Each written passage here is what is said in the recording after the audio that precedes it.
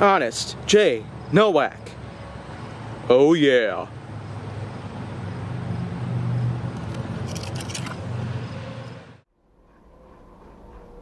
A pleasure to meet y'all at last, and welcome back to HGN. So here on Honest J. Nowak, let me go on ahead and bring up another subject out there. I do in fact have a large list of them, and I'm certainly going to have much more subjects come along very soon. But for right now, the subject that I'm going to bring up for today's episode is playing cards. Before many things came around to keep us entertained, that was pretty much all we had. Hundreds of years of history in America have followed along with the fact that playing cards were just one of the only things existent to keep an American person entertained at all costs. Of course, with today's time, they still do playing cards every now and then, but it's not as often. And that's only because playing cards, they sure have met their fate, pretty much. But of course, they're not ever going to go away. It's just the fact that, well, because of things out there, like PC, video gaming, and smartphone usage, we've really gotten ourselves out of our way to simply keep us entertained, no matter the cost.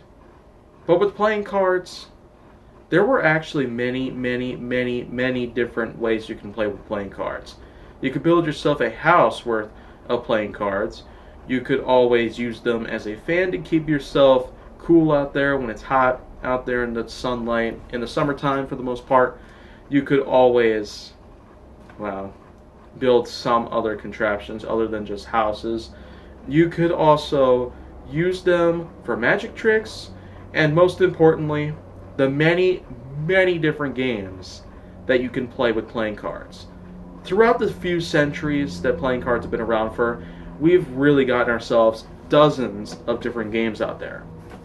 As far to my knowledge, there are tons of games that I've played as a young child, and these days I still do play playing cards on certain occasions, but out of all the playing card games out there that I've ever played, some cards including 65, Crazy Eights, Gin Rummy, War, Highest Number, and tons of other great card games out there.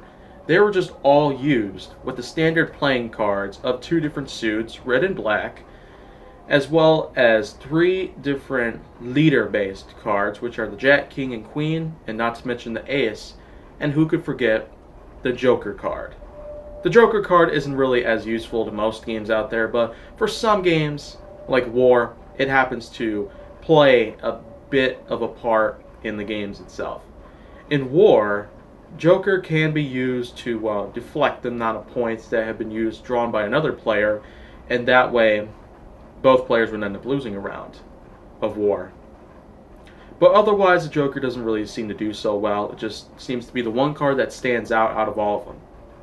The Ace happens to play the highest amount, whereas the number one card, regardless of which suit it is, if it's the Diamond, Spade, or whatnot, then of course one is just the lowest and Ace is the highest out of all of them.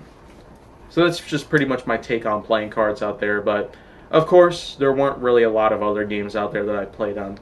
I know that there are tons of them that I probably haven't tried out, but you know what? I suppose I might have to get to them when I'm at a certain age. Because these casino-related card games can be really difficult for the majority of people out there.